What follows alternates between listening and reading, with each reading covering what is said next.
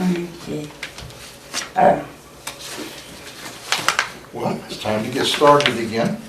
Yep. So let's go to the Lord in prayer. Heavenly Father, tonight as we come together to study your word, I pray you will be amongst us, anoint your word as it goes out, anoint my lips to say what you'd have me to say tonight, and anoint our hearts to receive. And we thank you in Jesus' name. Amen. Amen. All right, you remember last week we left David. He had gone to Gath, if you'll remember, and he made an effort to see if the king of Gath would protect him from Saul. And of course he overheard the conversation about how this is the guy that's killed 10,000 of us, you know. And so he rightly discerned that probably he wouldn't be too welcome there, so he pretended he was insane. And I made the remark he was insane to go there in the first place. I mean, to get to the gates, you had to be insane. I mean, you knew they were going to take him apart. You would think, I mean, you know. And so he made him think he was crazy, and so they didn't admit him into the city and let him go. However, what that did do was allow him then to be in that region and hide. And he didn't really hide in the Philistine area as much as he did in Judea side, but in that whole area, they weren't going to bother him. And Saul wasn't going to take a chance of moving an army down there and having the Philistines come out and get him. So that's where we left him last week. So let's see what he did this week. Well, actually, 1,000 years ago, but we're going to look at it this week. All right, 1 Samuel chapter 22, verse 1. David therefore departed from there and escaped to the cave of Adullam.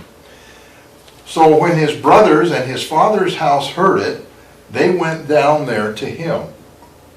And everyone who was in distress, everyone who was in debt, everyone who was discontented gathered to him. So he became captain over them. And there were about 400 men with him. Then David went from there to Mizpah of Moab. And he said to the king of Moab, "Please let my father and mother come here with you, till I know what God will do for me." So he brought them before the king of Moab, and they dwelt with him all the time that David was in the stronghold. Now the prophet Gad said to David, "Do not stay in the stronghold. Depart and go to the land of Judah." So David departed and went into the forest of Hereth. All right. So when David determined that he wasn't going to be safe in Gath, he fled to the cave of Adullam, which was about 15 miles east of Gath. And one of your maps back there. These maps are terrible tonight. My glue on my machine decided not to print, so you'll have to put up with these crazy colors. But you'll notice Gath has the red balloon on it. Yeah. Yeah. And it's probably, where's my end? I think I got that wrong. From Gath, if you go down south just a little ways and east, you'll see Adullam. I messed up. I should have had another line going to Adullam. But it's just about in the middle of the map and just lower than Gath. Everybody find that? Mm-hmm. That's about 15 miles. Where was from it? Gath to Adullam. Oh, okay. Yeah. Now Adullam was a cave. They call it the Cave of Adullam. It really wasn't, it was a cave. It was a cave. There was a lot of caves, in fact. This whole area is full of caves. And that enabled David to have a very large contingent with him. The actual cave of Adullam, and they found that, and there are pictures, you can go out on the internet and look at these pictures, it would hold 40 people comfortably. So it's a big cave in and of itself. but it has a real small entrance, and so you have to kind of slide down into this cave. And it would be an ideal place to hide. Nobody would even know that cave was there. And so it was a good place to stay. But notice something, it says that when David's family, when his father and all of them heard that he was at Adullam, they all came down to be with him. Now, you might look at that and say, well, they were all just coming down to support David. But really, probably the main reason is because they did not trust Saul. Yeah. Saul was, and we're going to see how vicious this guy is. I mean, he has gone from being a very meek man to being probably one of the cruelest rulers that you'll find. Very, very oppressive. And he took off, and of course, because of that, because of the way he was ruling, David's father and his family, they were in danger. If Saul was after David, he'd go kill all of his family and everybody else, because that was the way Saul did things. And so they all came down to meet him. And then there started to be these people coming to be with David. And I think this is, if I was teaching a leadership class, this would be the ideal example of how long-term leadership should work. Notice what it says down here. Everyone who was in distress. Now that could be distress for a whole lot of different reasons, all right? But this would be people maybe who other people thought were kind of nutty, They're distressed, they're under pressure, they're not getting along well with people. They're outsiders. Well, they all made their way to David. In debt. Now this doesn't mean those who in debt and couldn't pay type things, because that was covered under the law. But under Saul, if you couldn't pay, he tell him what he was going to do. Yeah. So you had a lot of people who should have been covered under the law who were not covered. Now this doesn't mean people who are running away from their debt. If they could afford to pay it, I don't think David would have allowed them there. Because that was his, you read David and about him, he was very righteous to the point of the law. In fact, he didn't even come against Saul when he had an opportunity. No, he was not going to do that. And so he was very much keeping to what is right and wrong. Ethics is what we would term it. He was a very ethical man. But he allowed these people who owed money, who were in debt, and probably could not afford to pay, come on in. And then he had those people who were discontented. Outlaws. Best way to put it. Yeah. These were the ones these were the guys causing trouble. These were the outlaws. He allowed them to come. So what did you have with this mixture that came to David? You had people who were possibly irrational, who couldn't get along with people, who were outsiders. You had people who couldn't make good decisions. They put themselves in debt without being able to repay that debt. They probably were not very imaginative in coming up with ways to pay debt. It kind of tells you a little bit about those people. And then you had those other people that just flat wanted to cause trouble. They were discontented. Now, I can draw that conclusion about these guys, but later on we'll find, as we go through the life of David, that indeed a lot of these guys had been outlaws. These were people who were used to living in the mountains. They were used to hiding. They were used to, that was his crew. Yeah. Now you talk about a motley bunch. There's not a lawyer in the bunch. There's not a doctor in there. There's not a priest. Well, he will pick up one. There's nobody that was educated. There was nobody that actually did anything, like carpenters or had an occupation. It doesn't seem like. There may have been a few. But you see, these were people who were outcasts. And what is David going to do with this band of outcasts?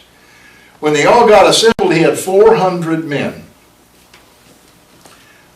Well, we're going to read not too much further into this that this is the beginning of what was termed David's mighty men. 400 men. Some thought, some just couldn't get along with anybody. Some of them were bandits. Some of them owed a lot of money, couldn't make good decisions. And these are going to be the guys that go down in history as being the mighty men. Whoa. It tells us about leadership. It tells us that you don't go pick the cream of the crop. Right. A good leader can take anybody and turn them into somebody. And that's what David did. Notice what it said here.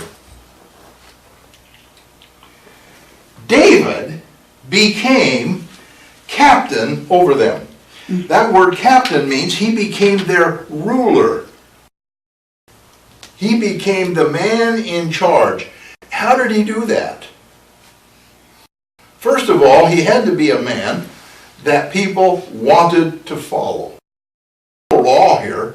There was nothing that said, this is the king and so you have to follow him. We know he's going to be king. At this point he wasn't king. He wasn't because he was in Israel. It wasn't because he was a mighty captain in the army of Saul. Because that was all out the window. They came to him because they wanted to. He was a man they wanted to follow. He was a man they could trust. Trust is a big thing in leadership. They could trust him. They felt they could turn their lives over to him and he would direct them the way they should go. So anyway, that's just a couple of three things. David here. So after they all got there, and there's 400 of them, we don't know how long they lived there, how long they stayed here at Adullam. But David decided it would be best if he took his family, crossed over the Jordan River, and went to Moab. So he took his family, and probably all 400 of them went. I mean, I don't think it was just the family. They all took off and went to Moab. And this seems strange because Moab was an enemy of Israel. Why would he go to Moab? You have to think back a few lessons, back into Judges, in fact. But why would he go to Moab? If you remember, Jesse, David's father, was the grandson of Ruth. Who was Ruth? A Moabitess.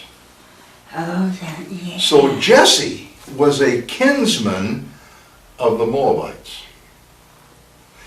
So David, wise as he was, took off and went to the king of Moab. Now he went to Mizpah in Moab.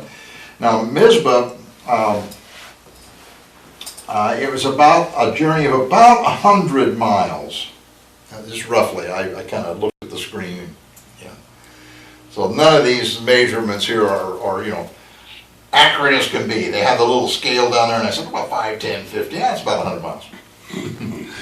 But you kind of get the impression of how long it would take, and you had to move 400 guys had to walk 100 miles. And plus, I'm sure they had family with them, and kids. It wasn't just soldiers. So they got to Moab. And here he comes into Moab with a bunch of outlaws and vagabonds. And he comes into Moab and says to the king of Moab, hey, king, can my mom and dad stay here with you? My family, can they live with you? It's kind of funny in a way when you think about it. But actually, the king of Moab was under a certain amount of obligation because of the relationship of Jesse being a descendant of Ruth. And Israel had taken care of Ruth and her family. Now it was time for Moab to step up and take care of one of their own.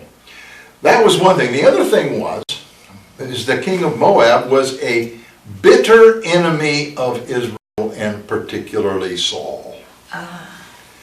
And so when you look at it from the king's standpoint, here is the hero of Israel. Everybody knew David. the hero of Israel coming to him and saying, Saul is after me. In other words, Saul is my enemy now. I'm really his enemy. He's not my enemy. David never, But they were at odds, and so it was kind of a feather in the cap of the king of Moab to take care of David's parents, because when the word got back to Saul, I'm sure it was a vast irritant. Yeah. I can't go get them. I can't do anything unless I declare war on Moab. Yeah. If I declare war on Moab, by the way, I no longer have the Spirit of God. I no longer have Samuel. I might be in trouble here. Yeah. Okay? So that was why he went to Moab. Now, while he was at Moab, notice it says here, this is kind of hard to understand if you just read the words here. It says, verse 4, so he brought them before the king of Moab, and they dwelt with him all the time that David was in the stronghold. And then it says, the prophet Gad came to David, do not stay in the stronghold. Okay? There's two different meanings for stronghold here. It was actually as long as David was running and hiding in strongholds, plural, his family stayed with Moab. The second part was when he was at the stronghold, which was the stronghold of Moab. Okay? So one is singular, one is plural. And it happens so often in Hebrew that they don't, you have to know what's going on there. And in this case, all the commentaries, he was at Moab, which was a stronghold or a hiding place or a place to be secure. He was secure there at Moab. But he was also secure the whole rest of the time he was running, because he went from stronghold to stronghold to stronghold. All right, so while he was there in Moab, at that stronghold, here's the prophet Gad. Now, we don't know where Gad came from. There's a lot of supposition, especially in the commentaries, that probably Samuel sent the prophet Gad to Moab to deliver a message to David. Samuel was pretty old now. Samuel, in his younger days, he would have made the journey. But he had the school of the prophets up out of Ramah. And so he no doubt, or this was the thing anyway, is that he sent Gad to David. So Gad came to David with a message, and he said, David, don't stay here. Go on back to Judah. Now, when you think of practicality, why in the world would David want to go back to Judah? You go back to Judah and you're liable to get killed. You're safe here at Moab. Moab has accepted you. And you could be there and wait for Saul to die. Would have been fine. Except there were some things that God knew that David didn't know. Number one, when Saul died, the man who was going to take his place, who was David, he needed to have the backing of the people. You remember when the people wanted Saul to be king, what was their reasoning? We want a king who will go into battle for us. Yeah, protect us. Yes. So here's David hiding in Moab when Saul dies. What does that make David? The guy who's going to go into battle for him? You see? It made him less than a hero. He was hiding from Saul. Secondly, David, not only did he have to have that backing of the people, he needed to develop some soldiers. Now, he had 400 guys with him, a bunch of vagabonds. He had a few of them who could probably fight pretty well because they were, bandits or whatever they were doing out there, that they were discontents. They may have been guys who fled the army, things like that, AOL guys. So he had a few, but he needed to be able to weld this group into a fighting machine. Can do that hiding in Moab. So he had to get into that area. And then thirdly, he not only had to weld this thing into a fighting machine, he had to develop leaders within the fighting machine who could understand how and the wisdom of how to move from point to point to get around the enemy and to defeat things and outfox them. You got a bunch of these guys, they're not quite maybe there as far as people are concerned. And how else was David going to train these people if he didn't throw them out into the middle and work with them so they understood how to do things? It's the same in the church. We can't expect people to just go do something for God. We have to provide a vehicle for them to do that. That's how they learn. If I just said, okay, I want all four of you to walk out when we leave, or go out and knock on 5 doors. Would you do it? Probably not.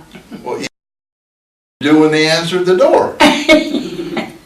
Hi, I was just told to come knock on your door, so I did. Have a good day. Yeah.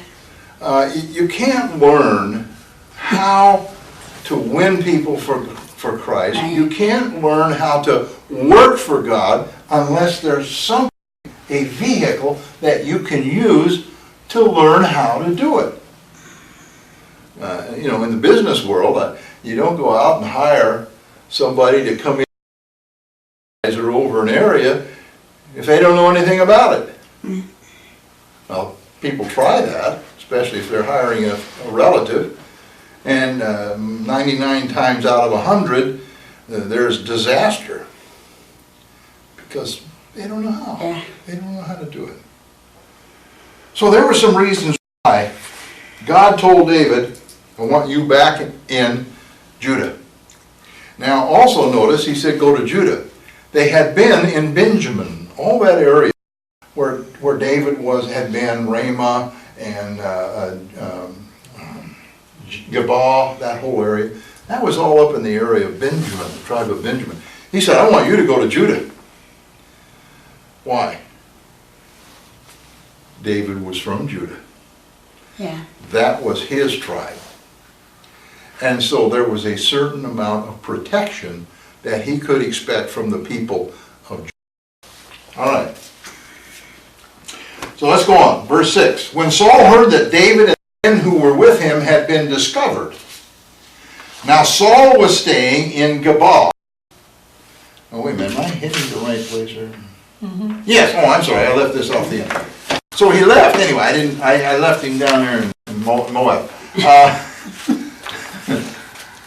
So he left Moab and journeyed 100 miles almost back and went this time to the forest of Hereth. Now, at the time of David, the land was not like it is today. We were down in part of that area around En-Gedi, and those hills out there, they were just full of forest, right? Mm-hmm. It was just the right kind of place you'd want to be. It reminded me of these commercials about riding these SUVs and stuff out on the dunes. There was nothing but sand. I don't know how anybody can live out there. Heat and sand. If there's a tree, you see one little tree out there. But when David lived there, a lot of that area in the central hills of Judea were covered with forests. It was a very heavily forested. And so David went to this place called Hereth. And it was a beautiful forest. And I guess at that time it was also a lot of caves and a lot of hiding places. But it was an easy place to take refuge in the forest of Hereth. So David went there. Now we go into verse 6. When Saul heard that David and his men were with him had been discovered. Now Saul was staying in Gibal under a tamarisk tree in Ramah. And that means not in the city of Ramah, but on a hill of Ramah. With his spear in his hand and all his servants standing about him. Then Saul said to his servants who stood about him, Hear now, you Benjamites, will the son of Jesse give every one of you fields and vineyards, and make you all captains of thousands and captains of hundreds? All of you have conspired against me, and there is no one who reveals to me that my son has made a covenant with the son of Jesse. And there's not one of you who is sorry for me, or reveals to me that my son has stirred up my servant against me, to lie in wait as it is this day. Poor Saul. We see the true character of Saul here. Now, we see him, every time he talks about Saul, he's sitting under a tree. You never see him doing anything. When he goes into these moods, he's always sitting around. What does that tell you? If you want to get depressed, if you want to party, if you want to get nothing done, go sit under a tree. There was a lot of things Saul could have been doing. But he was sitting under a tree. He had his spear in his hand. Now, the spear was like a scepter. So what this is probably describing is he was having a meeting, a kingly meeting, and he's sitting on his throne or chair under the tamarisk tree, and all of his court is out there around him, and he's having this whatever kingly thing he was doing, and he had his scepter to show his authority,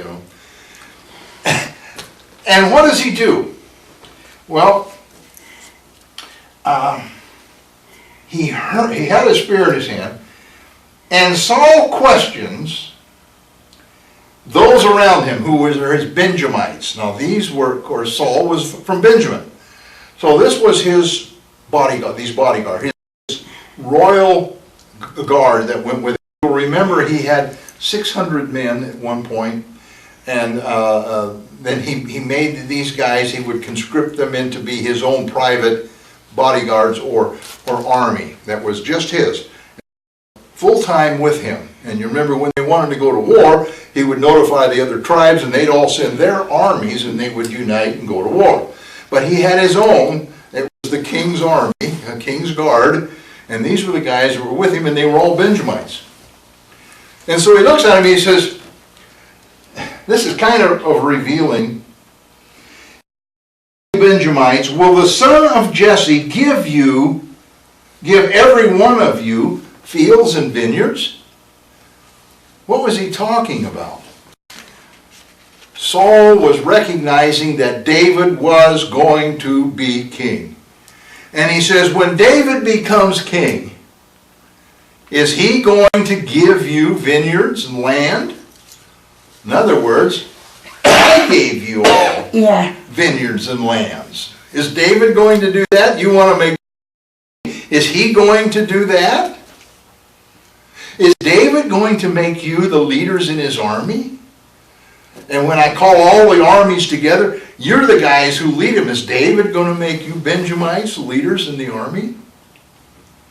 You see, he was in one way admitting that David was going to be, another way saying, don't help him be king, because he's not going to help you. And then look at the verse. He asks him that question, and then he turns around and makes an accusation. All of you have conspired against me. What? You just got through asking them if David's going to do all. Then you turn around and say, you all are conspiring against me. If they did anything, it's because they didn't do something. They should have notified him that his son, Jonathan, had made a covenant with David. All right. Now, wait a minute. That makes absolutely no sense. Who was Jonathan? Son. King's son. Prince. Over the armies. Yeah. And you're going to go into Saul and say, Jonathan made a covenant with David. Yeah, I don't think so. What was Jonathan going to do? Yeah. Or could do? You know, you couldn't expect any of these men to say anything about Jonathan and David. And the other side, David was the hero of Israel. Are they going to go into the king and say this? And they know the king is nuts. They have to watch him every day. But the king says, you all are conspiring against me because you haven't told me this.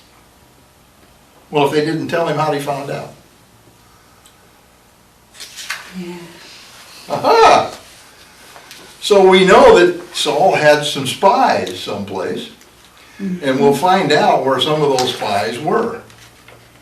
But they were not, evidently, in the Benjamites, and not from the people in his court, because he was accusing all of them of conspiracy for not telling him. And then he goes in to this pity party of his. Oh, you know, it's terrible. You just don't know. None of you feel sorry for me. This was the guy who was going to lead him into battle. This was the guy who was going to do everything for him. And you don't feel sorry for me.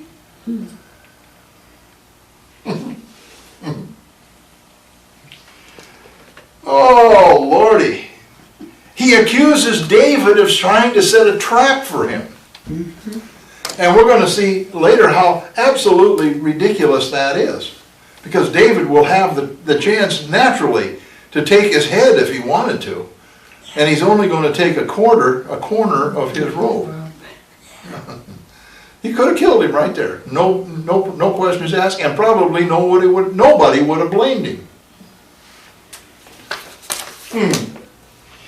So Saul was trying to cover his own guilt by blaming his fellow tribesmen, his son, and finally David, for the fact that the kingdom would be taken from him. He knew that. Samuel had told him already what was going to happen. No matter how hard he worked at it, no matter how bad he wanted it, he was not going to retain the kingship. It was going to be taken from him and given to David, and Saul knew that, and it was his own fault, and yet he's trying to blame everybody else. Yeah. Isn't that humanity? Isn't that normal? But we're going to see that the man of God, the man after God's own heart, the one who aspires to be what God wants him to be, never shifts the blame to anybody else, and he will in fact take on blame when it's really not even his fault. This book of 1 Samuel, this first chapters here, is a tremendous study in the godly man and the ungodly man. Yeah. Yeah. Both of them become saved at some point. But the ungodly, I shouldn't say man, maybe I should say the ungodly heart. When the heart is not there to follow God, we can see what happens. When the heart is there to follow God, we see what happens. Yeah. And there are two divergent roads that are taken off. They're almost going at 90 degrees here, from each other. The life of David and the life of Saul. Saul is just going, and David's just going, Yeah. all because of their heart. All right, verse 9, and this is one of the atrocities. Probably, while it isn't so great in scope, it is in the idea of what happened here. Probably one of the worst tragedies and atrocities to happen in the Bible. However, we're also going to see that it was all in the will of God. Verse 9, then answered Doeg. Now, you see up here, nobody was telling Saul anything about David, about Jonathan, and David laying a trap. Well, then here comes this guy named Doeg. You remember Doeg from last week? Yeah. Yeah. He was the head of the shepherds, or head of the, actually narrows it down to the mules, the servants who took care of Saul's mules. He was the head guy over all these guys. And he was an Edomite. And you remember when David went to the city of Nob, to Ahimelech, and Ahimelech fed him the shewbread and gave him Goliath's sword and all of that. He witnessed all of that. And David saw him. Well, now here is this guy in this meeting with the king. He's over all the shepherds, so he'd be there. You know, he's the head guy over all of the servants who took care of the livestock.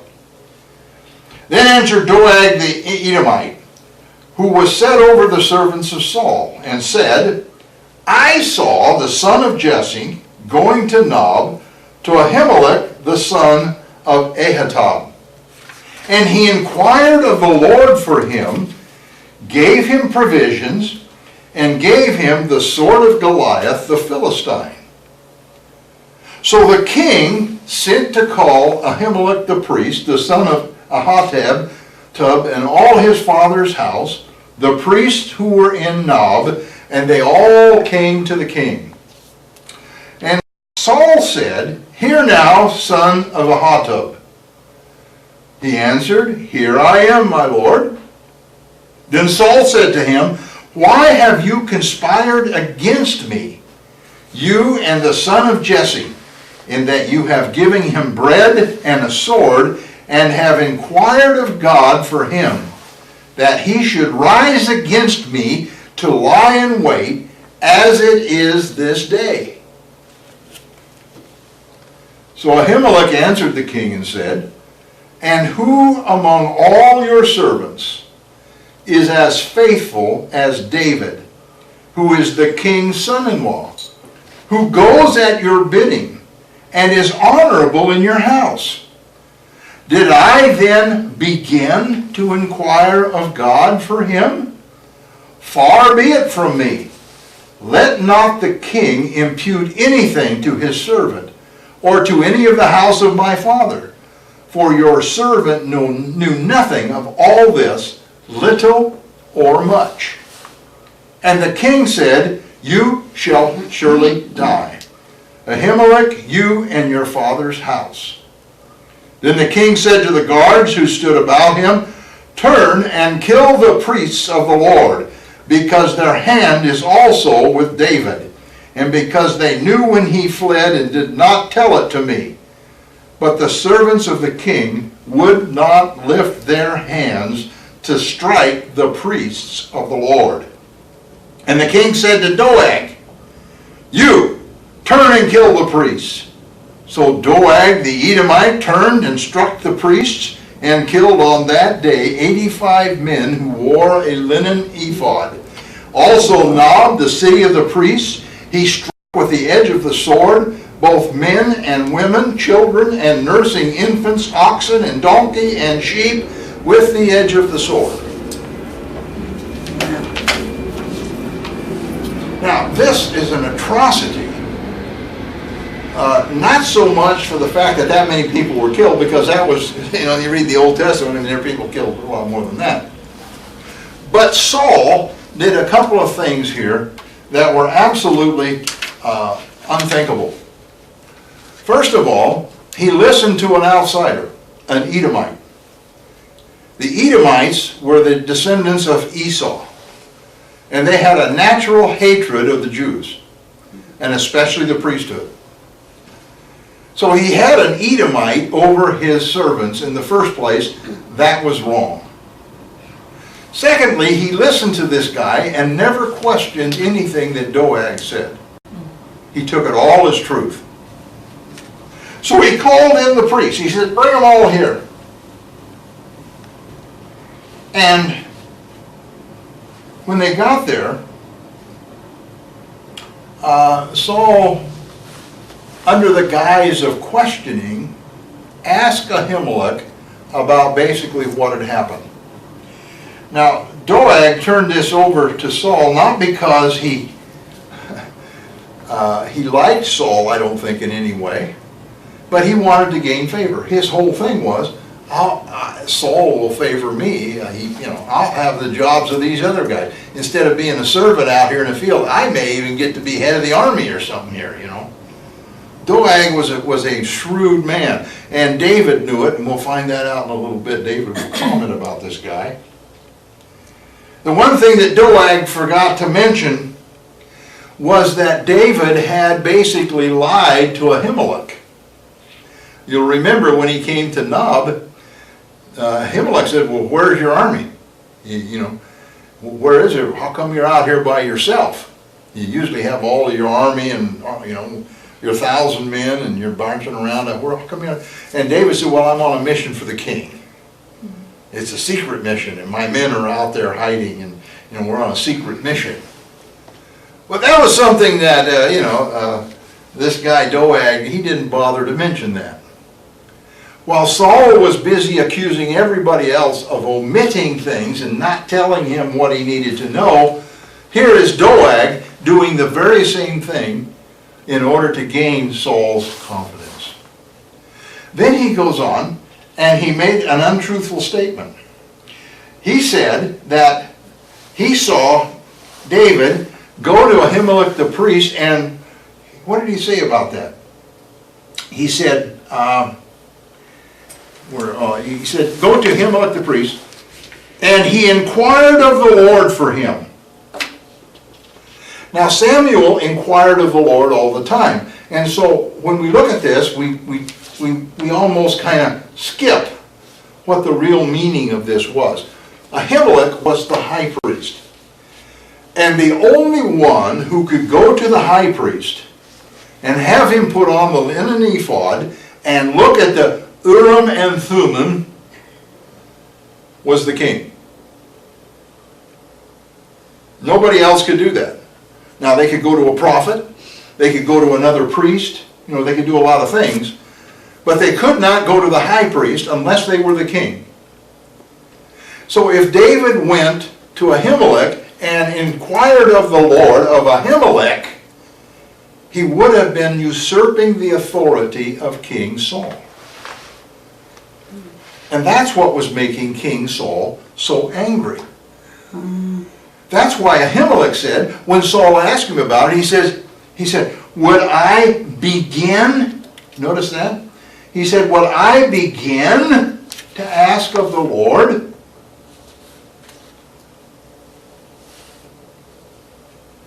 Would I do that?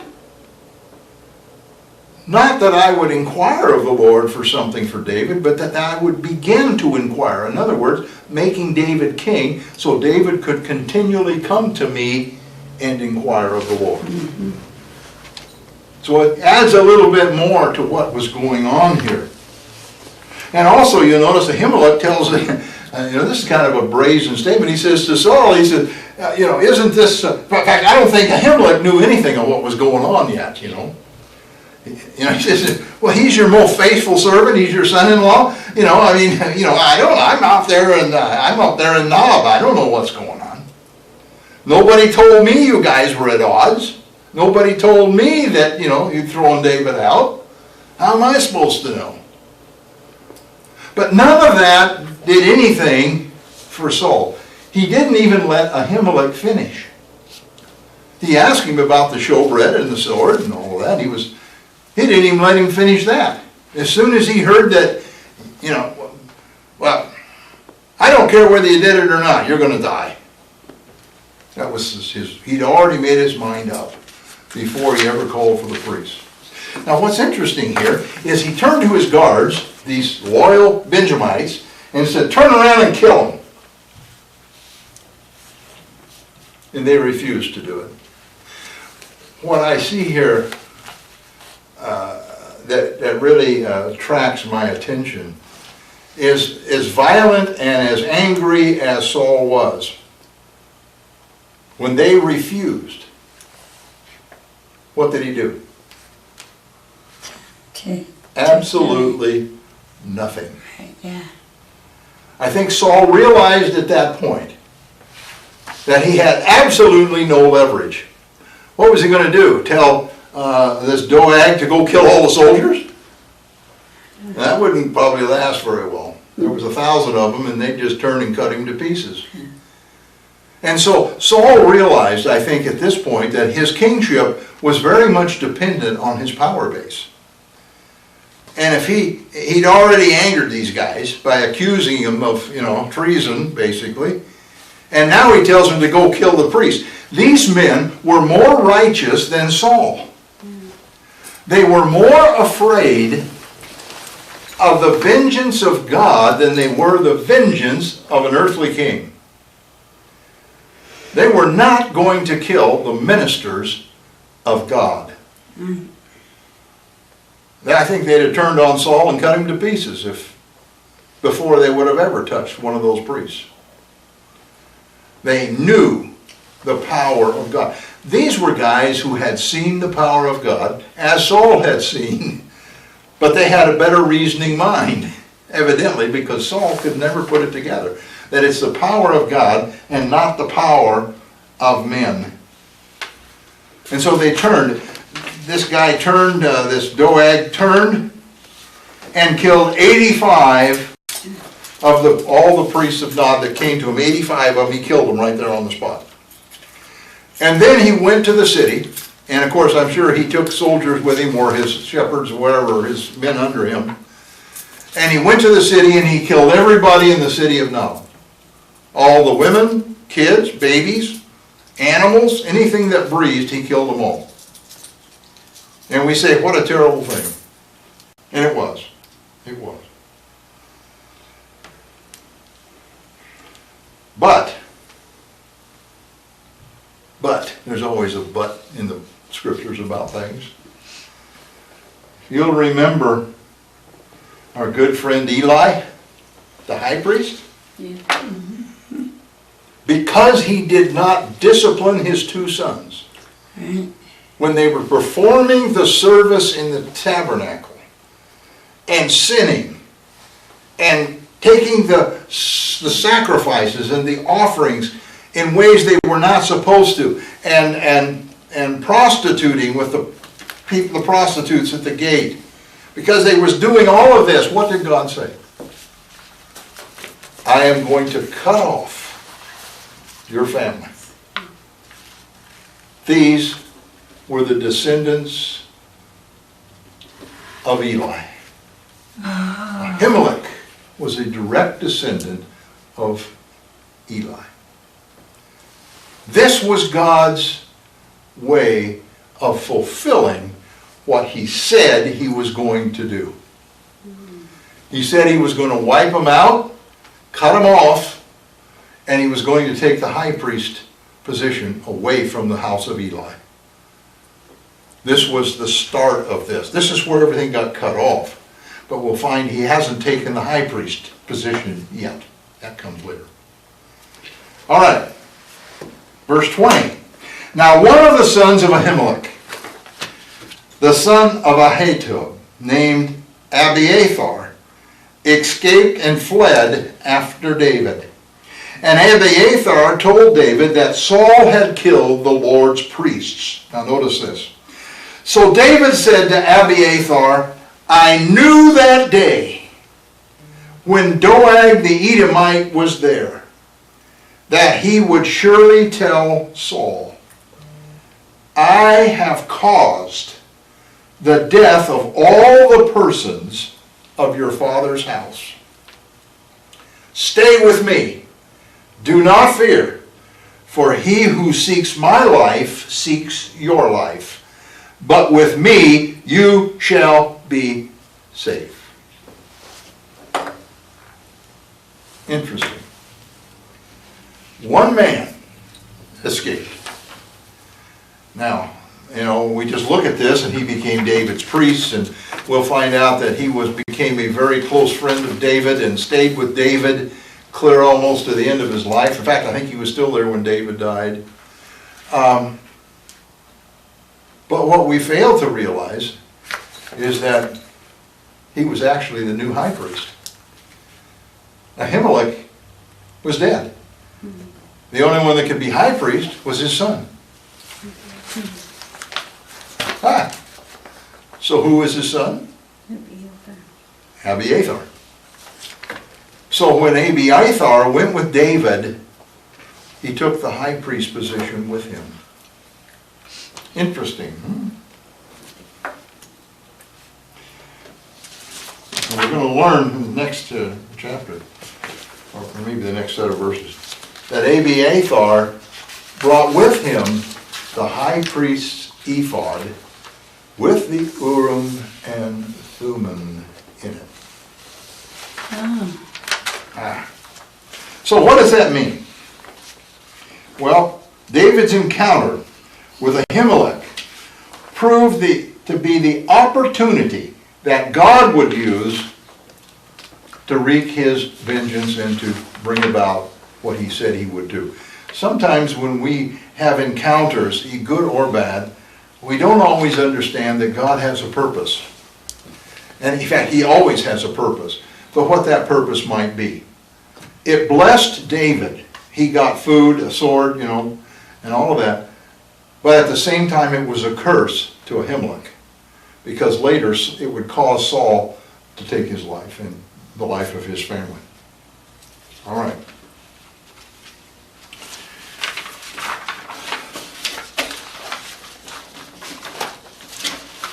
So saving of Abiathar, David gained a lifelong friend and an honorable high priest.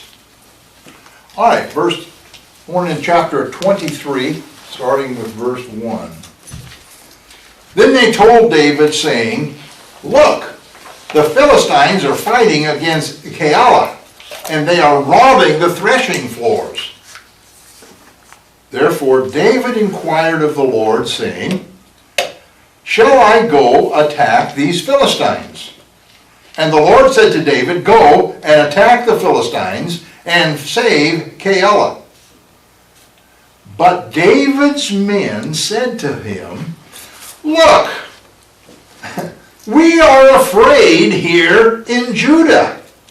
How much more than if we go to Keilah against the armies of the Philistines?" Then David inquired of the Lord once again, and the Lord answered him and said, "Arise, go down to Keilah, for I will deliver the Philistines into your hand." And David and his men went to Keilah and fought with the Philistines, struck them with a mighty blow, and took away their livestock. So David saved the inhabitants of Keilah. Now it happened when Abiathar, the son of Ahimelech, fled to David at Keilah, that he went down with an ephod in his hand. So what we have is really, the narrative kind of gets out of order a little bit. Because we see here that Abiathar fled to David. But he didn't flee to David at Adullam. He fled to David, or actually in the forest of he fled to David at Keilah.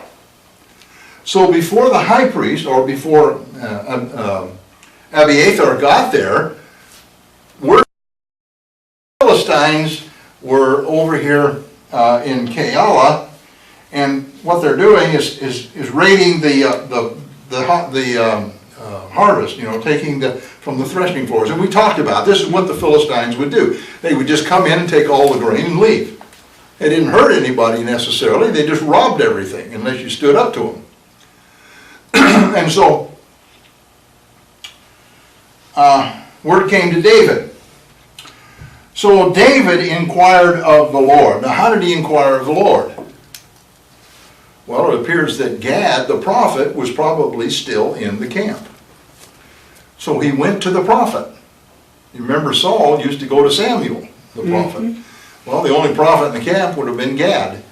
So Samuel went to Gad and had him inquire of the Lord. David.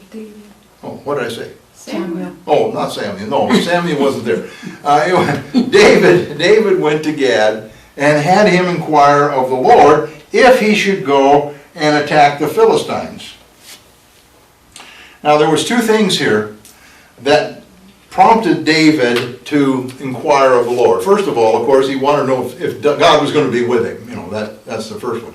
But secondly, we fall again into this situation where David could be construed to be usurping the authority of Saul.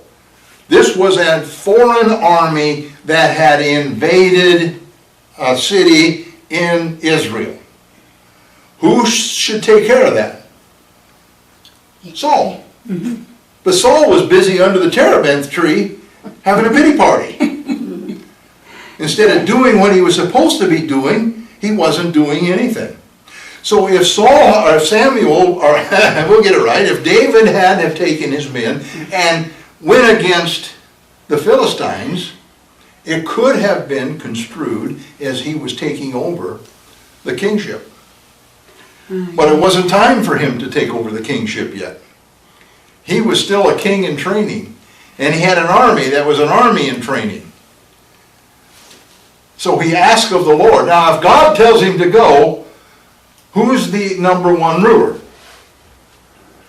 King of Kings, right? If he says go, you go. Right.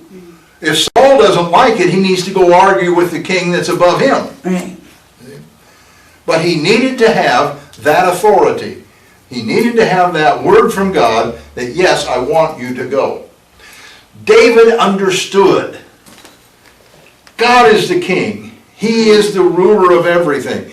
And the ruler of Israel was only the ruler of Israel. He had to serve under the King of Kings. Right. And so he took that. That was his approach through his whole reign, his whole life, was God was first, and I come underneath that. And if he ever found himself stepping out of that, you read in the Psalms how he repented immediately of any thoughts that was outside that. All right. So the answer came, and he said, "Yeah, go down there. I want you to save Keilah." So David, of course, went to his men, his mighty men, and I kind of get a kick out of this when I'm thinking about some of these men, you know, one that killed 1,000 and 10,000, and one that had to pry a sword out of his hand. And I'm sitting here looking at, these are the same guys that go to David and said, "David, are you nuts? We're afraid here. In Judah, just trying to stay away from Saul, we're afraid. And if we go over against the Philistines, we're going to be terrified." See, David had been instructing them, but they had no experience. Right. They had never really seen the power of God that David had seen. It's doubtful that these guys were anywhere near the battlefield when David killed Goliath. They weren't around when he killed the lion and the bear. They weren't around, you know, when David led his men out and they defeated the Philistines, battle after battle after battle. That's why they said David has killed his 10,000. These guys weren't in the army. They were over doing something else. So they had no experience. So what does David say? All right, I'll go back and ask the Lord again, just to be sure. You know, be sure. So he went back and asked the Lord. And notice this. The first time he said, "David, I want you to go down to Keilah and save." Notice this time. And the Lord answered him and said, "Arise, go down to Keilah, for I will deliver the Philistines into your hand." It went from you go and defeat them to you go, I will defeat them. And because the men that followed David had that much trust in, or so much trust in him, that they went with David to confront the Philistines, and they witnessed firsthand how God wins a battle. This was their first opportunity to find out that they have a power so strong that even giants, big armies, it didn't matter. The Philistines could not stand against the power of God. And these guys knew it wasn't because of their prowess, because they had never been in battle. They were not a trained army. And look what happened. Wow. They came back with their eyes this big. I can just see them coming back. Did you see that? I mean, did you see that? Why, I just had this sword and swung it, and I had killed 3 guys at one time. I mean, you can just see them talking about, man, what is this? And it was because of that kind of battle and that kind of trust that you had men later who were willing to give their life for David, who were willing to crawl down through enemy lines just to get David a drink of water, who would stand out in the field and just kill the enemy until there was no more enemy to kill. Why? Because they had realized that their strength was not in themselves. It was in the Lord, and all they had to do was say yes. We need to learn that today. Yeah. We still think our power is in ourselves. We do it. I see it in service every Sunday morning. I look around and I see people don't believe in the power of God. I noticed it caught my attention. Pastor, last week, I think it was, said, let's all praise the Lord. Come on, praise the Lord. And the music was going. I looked around and people were going, is that praising the Lord? I felt like I was in a Zen session. We should have been on the lotus formation. I'm serious. Yeah. We think that meditation is the same as praise and worship. Now I admit, I've said it before, this is the worst music in the world to try to praise for me. For me. I flip on good old Southern gospel and man, I can get with it. Or I flip on Swaggarts. I love to watch their music. I just love their music and they worship. If you never switched on Swaggart, watch his music. Watch his worship. They sing these songs and people have their hands up and they're worshiping. They've got their hands up, they're worshiping. And it doesn't matter if it's a fast song or a slow song. If it's a fast song, man, they're getting with it. If it's a slow song, they're standing there and the tears are running down their face and they're worshiping God. That's what I'm talking about. Why do we worship Him? Because we realize our strength is in Him. We sit around and, oh God, thank you for all that you've done. Someday, Lord, I hope to meet you. Come on, And I realize I'm probably preaching mostly to the choir. But we need to realize what's going on. Why don't we have the power of God? Why don't we have things happening here? Why is it everybody assumes they can do it themselves? I come to church. I come in here. I'm sick. Well, I got a good doctor. I need a raise. Well, I can take care of it. The company pays for my education. I'll just get a degree. I see those kind all the time. But we need to realize that through our worship, through our praise, that's where we gain strength. When realizing what God has done, when we're able to look back, that's why God always told them in the Old Testament, when they crossed the Jordan River, they were supposed to set stones up as a memorial so they always would remember what God had done for them. When they crossed the Red Sea, there was supposed to be a pillar on one side and a pillar on the other side. And every time they saw those pillars, they were to remember what God had done. God said, tell it to your children in the morning and tell them again at noon and tell them in the night what God has done. Why? He wanted to keep it fresh that God is the one who provides. God is the one who gives us victory. It's not in ourselves. All right. All right.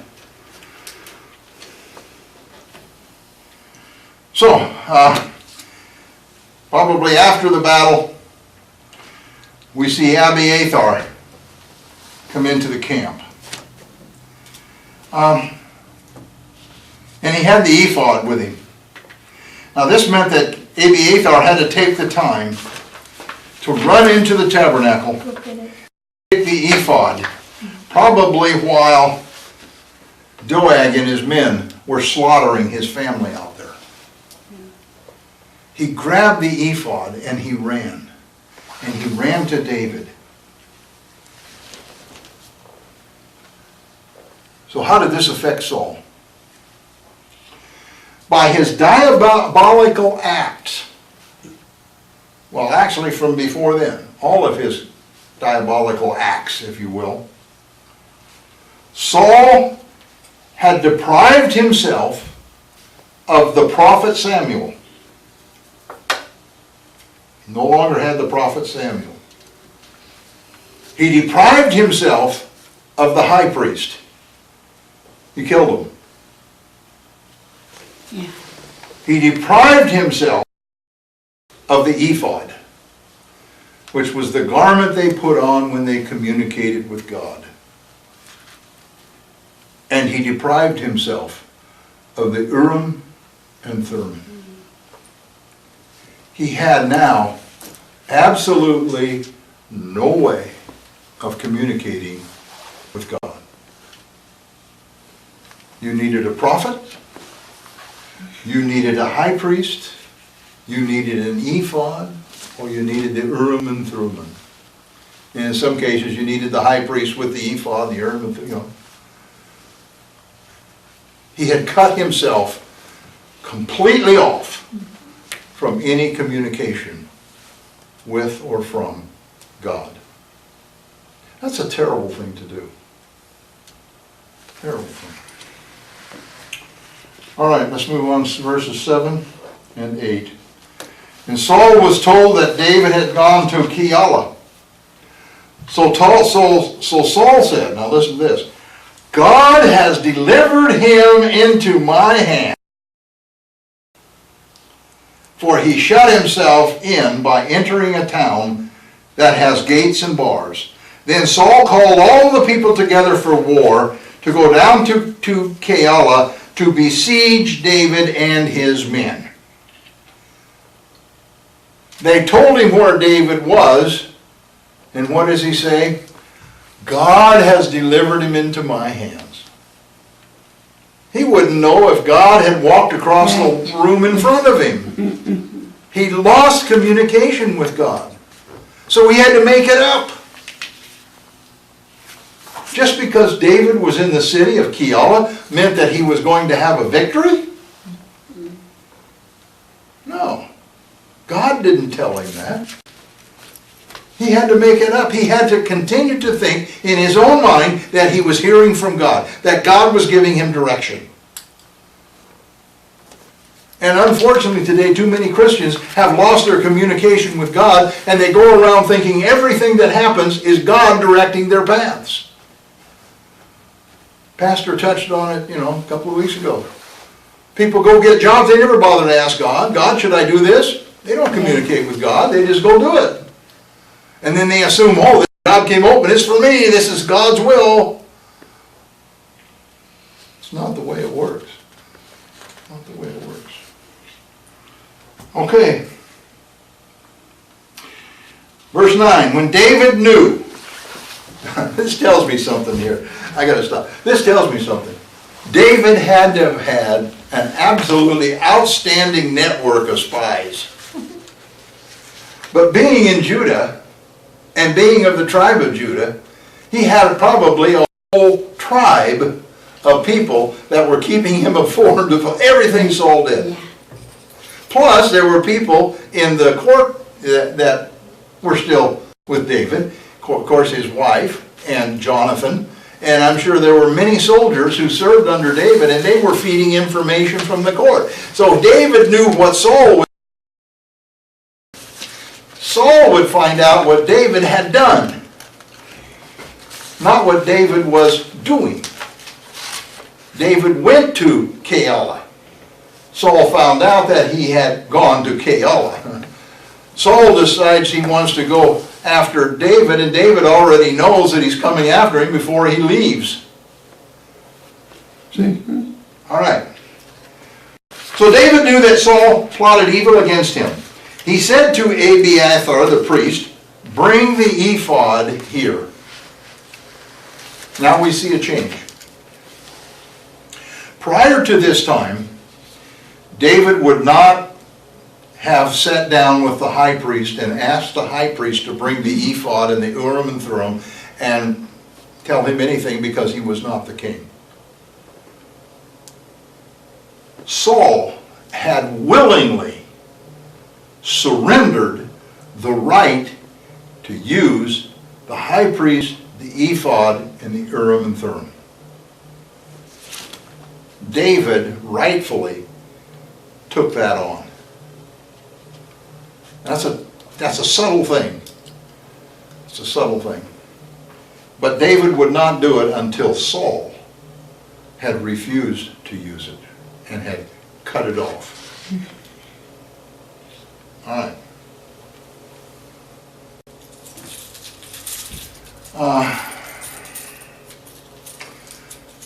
Then David said, now David isn't talking to God. What David is doing here is putting the words in the high priest's mouth. It was the high priest that would talk to God with the Urim and Thummim. Okay. So the high priest was the mediator.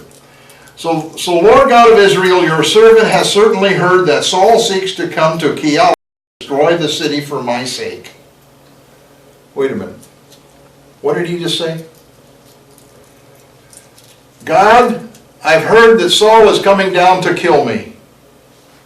Is that what he said? No. I've heard that Saul is coming to do what? Destroy the city. Yeah. You see the difference in hearts here. David was again taking the responsibility for the city of Keilah by saying, Saul's going to destroy that city because of me. Right, yeah. He killed Ahimelech the high priest and all those priests and all those people because of me. No, he was doing it because Saul had turned evil. Saul was following the dictates of the evil one. But David still had that heart that said, it's my fault. And you know, we look at David, and I got to throw this in. It just came to me. I got to throw it in. We look at David, he was a man after God's own heart. And we think about the love, we think about David's. But think about this. Jesus Christ became guilty of all of our sins. When he took the responsibility and said, sin is my fault. Have you ever thought about that? He could have said it's Satan's fault. He could have, get Satan, bring him over here and let's nail him to the cross. It's his fault. But he didn't. He said, it's my fault. And since it's my fault, I have to suffer. David said, it's my fault. That's being somebody after God's own heart. I better move on, Ron. You preaching a sermon for the next hour and a half. Well, no. That just came to me, I'm sorry. All right.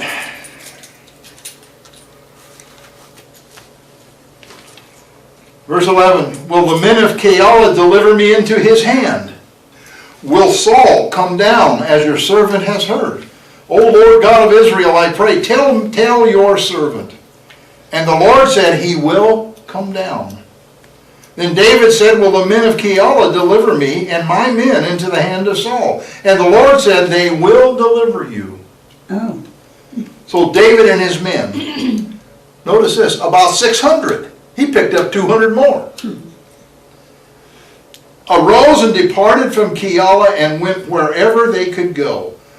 Then it was told Saul that David had escaped from Keilah, so he halted the expedition. I love the way David handled that. He asked God if Saul was going to come down and destroy the city. Then he said, are they going to turn me and my men over to Saul? And he says, yeah. It wasn't just him. He was concerned about his men too. And so they decided to leave, and now they have 600. So now you know where Saul's, or David's 600 men came from. 600 mighty men, here they are. He's got them all together now. They're not mighty yet, but they're all together. And they leave the city, and the city is spared, because word reaches Saul that David's no longer there. Of course, it was, and people, you know, you look at that and you want to blame the men of Keilah and say, well, why would they turn David over? I mean, he's from Judah, from their tribe. But you got to remember, Saul was coming to lay siege to the city. That means they were going to starve him out. So can you really blame them? No. They were under a lot of pressure. All right. Now, I used the Urim and Thummim, and how that worked, we do not know. But it could have been an audible voice. It could have been a code on the Urim and Thummim. Some people, you know, there's the Jewish history or lore is that the Urim and Thummim would change colors, would glow, you know, different things. I don't know. Or it could have been through the voice of Abiathar, as a prophetic voice through him. Probably that was how it worked, but I don't know that. All right, so one reason probably Saul called off the attack is because he knew there were a lot of hiding places in Keilah. And they have never been successful in finding David, and if he got into any of those, they'd never find him. And so he probably understood it would be fruitless to try and find David in there. All right. Verse 14. And David stayed in strongholds in the wilderness and remained in the mountains in the wilderness of Ziph. Now Ziph was southeast. You'll see it on your map again. I think it's on map 3, I think the third map was.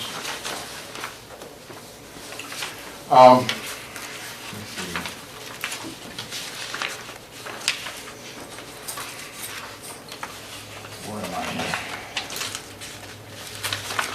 Zip. Yeah, it's on the last map. Okay, there. The lines here are correct. Here. So, show you where they went.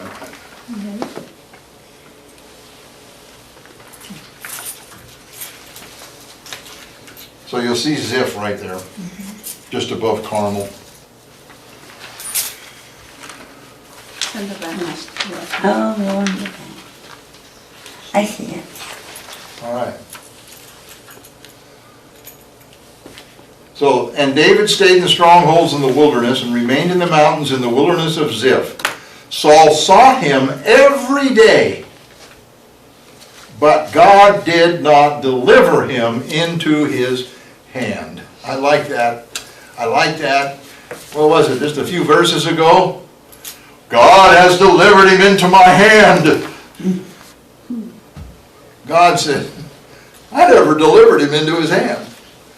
And now he's running around in the wilderness and I'm still not going to deliver him into his hand. I think God has a great sense of humor. So David saw that Saul had come out to seek his life. And David was in the wilderness of Ziph in a forest. Now this Ziph, I think I have it down on here. Anyway, I believe it's about 15 miles, about 2 miles southeast of Hebron. And it's about 15 miles, I think, from En-Gedi, about that, 15, 20 miles from En-Gedi. So that kind of gives you a feel for where they were. Now this was, again, heavily forested area around Ziph. And so he was in the forest, in the woods. Some of the commentaries mentioned this might be where Robin Hood came from, was this story here. Well, when you look at it, you know, he had his 600 men with him. He's running around, nobody can find him. He's in the forest. I don't think he was robbing anybody, but, you know, this was the guys that nobody could catch. And the king was after him and everybody was after. So this could be, you know, Robin Hood was patterned after this. Verse 16, Then Jonathan, Saul's son, rose and went to David in the woods and strengthened his hand in God, and said to him, Do not fear, for the hand of Saul my father shall not find you, He shall be king, you shall be king over Israel, and I shall be next to you. Even my father Saul knows it. So the two of them made a covenant before the Lord, and David stayed in the woods, and Jonathan went to his own house. All right, so they're in Ziph in the mountains.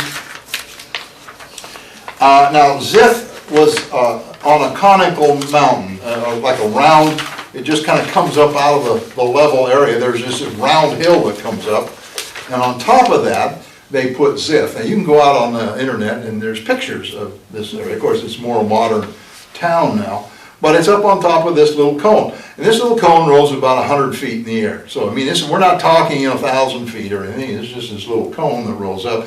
But because it was a plain, it gave the city a view of everything around it, including the hills that surrounded it. And so probably the men of Ziph could sit on the walls of their city and watch David and his men as they moved through the hills.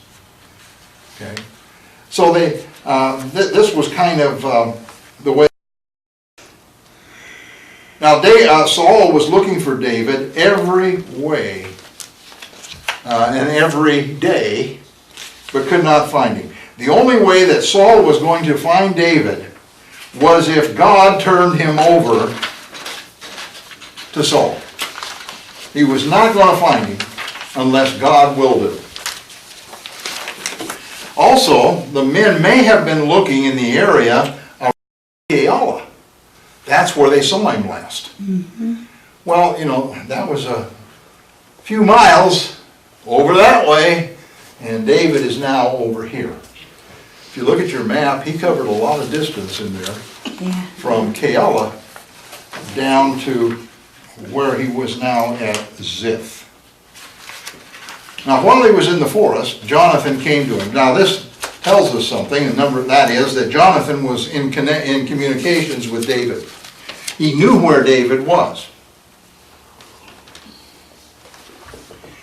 And that was probably a lot of the source, and where David was getting a lot of his information about the court was from Jonathan. And we can only surmise that Jonathan probably was in cohorts with his wife, and you know, they were making sure David was informed of everything.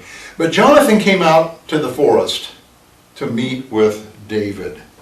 And I love the way this is put it here, is that Jonathan came and strengthened his hand. Yeah. But he didn't just stop and say strengthened his hand. Notice what it said. Strengthened his hand in God.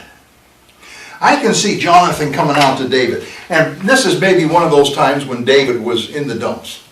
Now we know David got that way from the Psalms. A lot of the Psalms, you know, he talks about, you know, I thought I was going to die. I was just about to die. And, you know, the armies were around me, and and here comes Jonathan. And I can see him coming up to David and saying, David, man, you remember when? You remember when? You remember when? You remember the covenant we made? You remember the covenant you made with God? You remember having the anointed oil poured? You remember those times, David? Yeah. Yeah.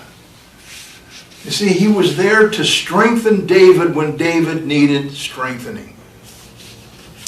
And you know, that's a ministry that we can do with each other, is just be willing to allow God to move within us to strengthen people when they need to be strengthened. When we see somebody down, our natural tendencies is to say, well, I'll leave them alone. They want to be by themselves. No, we should go over there and say, how's it going? Man, isn't God good? Hey, I was thinking, you remember when and when God, see, sometimes they just need to be reminded. Sometimes they just need to be picked up and, whoa, you know. Sometimes I have to do that with myself. There are times when I can become very depressed. And not to the point of going out and shooting myself or something, you know. But there's times when I sit around and I just, And sometimes I just have to encourage myself in the Lord. Sometimes I just sit back and I think, man, you know when, I remember when. And when I did that, and when God did that, and when I was here and God came and did this, and how He's worked this out and worked that out. And I become encouraged and refreshed. A lot of people don't know me, what happened in my early life. And when things were, there's nobody around here that knows it. So I can't depend on anybody else telling me that. I'm the only one that knows about it. So I allow God to refresh me that way. But don't be afraid to talk to somebody else. And when they're down, just say, man, God is good. Strengthen their hand in the Lord. I can just picture the hand hanging on to the Lord, And sometimes we want to just let loose of that grip. Strengthen their hand in the Lord. Rely more on God, and He'll take care of us. All right. Again, this statement from Jonathan, it demonstrated that Jonathan understood the fact that God was the supreme ruler of Israel and David would be the next king.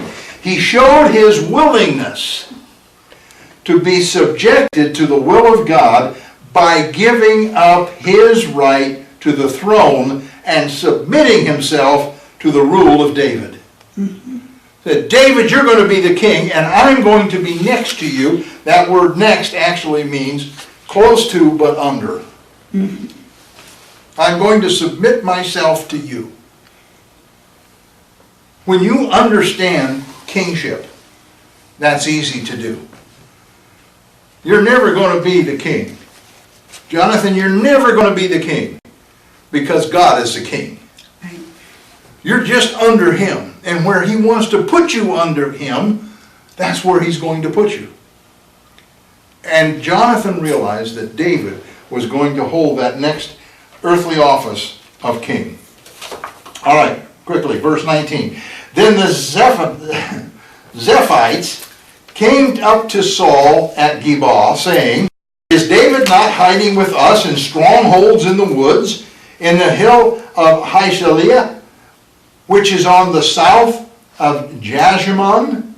Now therefore, O king, come down according to all the desire of your soul to come down, and our part shall be to deliver him into the king's hand. And Saul said, blessed are you of the Lord, for you have compassion on me.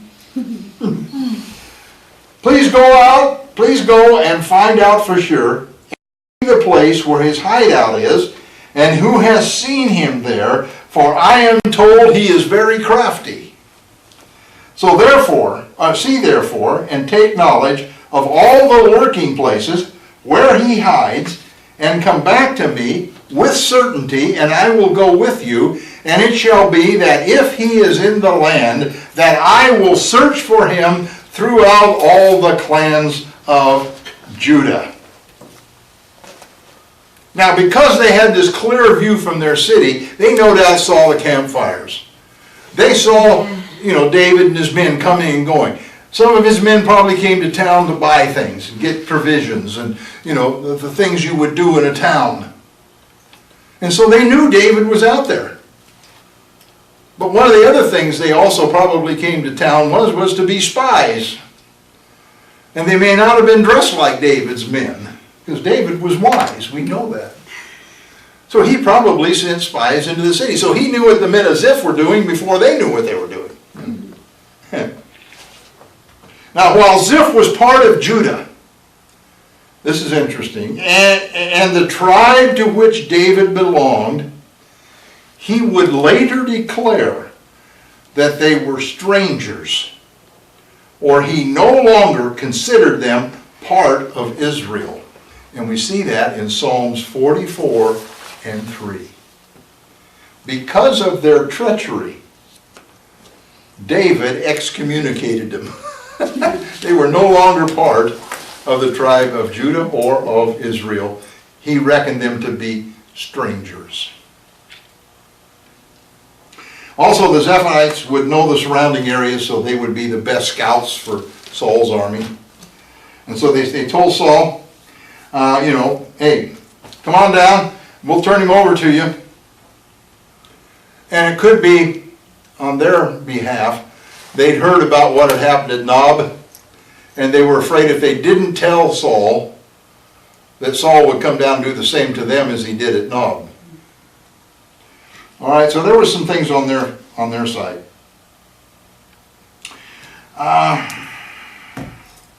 All right, now Saul makes an interesting statement also. He says that if he's there, okay, if he's in the land, I'll search for him throughout all the clans of Judah.